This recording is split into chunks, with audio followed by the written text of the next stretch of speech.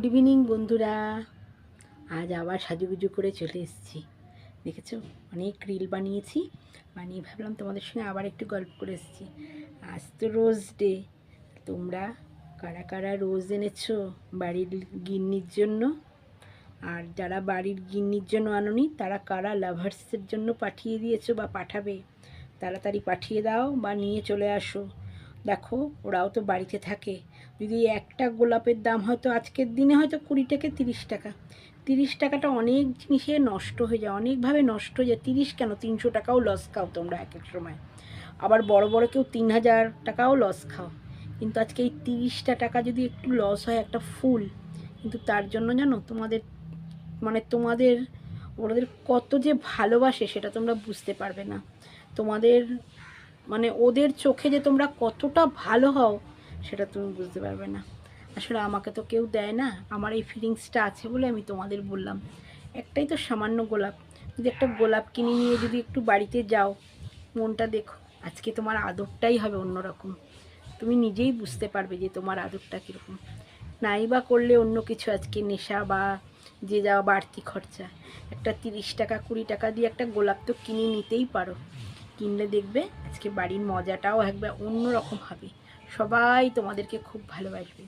আর যারা girlfriend boyfriend, তারা গার্লফ্রেন্ডরা দেখো অপেক্ষা করে আছে, বয়ফ্রেন্ডরা যাও তাড়াতাড়ি একটা গোলাপ কিনে নিয়ে যাও। দেখবে তোমাদের মধ্যে যতটা দূরত্ব ছিল বা যার যতটা ঝগড়াঝাটি ছিল সব মিটে যাবে এই মাত্র একটা গোলাপের জন্য। আমাকে দেওয়ার গোলাপ কেউ নেই।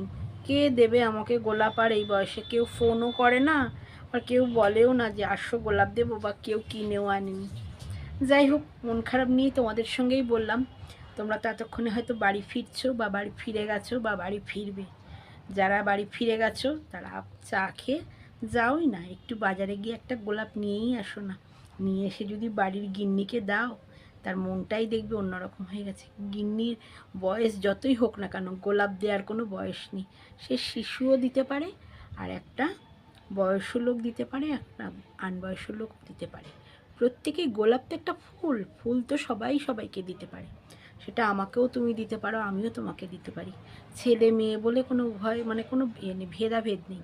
কিন্তু জাস্ট একটা গোলাপের দেয়াটা যে কি, যে যাকে দেবে সেই তার মর্মটা বোঝে। আমাকে তো দেওয়ার কেউ নেই, কাজে আমি এটা খুব মিস করি।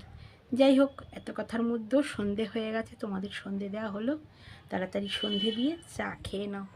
আমি এখনও সন্ধে দিইনি, এখন সন্ধে দিতে যাব, দিয়ে খাবো চা। ঠিক আছে বন্ধুরা, তোমরা চা খাও। আজকে তোমার গুড্ডু এখনও আসেনি, আজ মনে হয়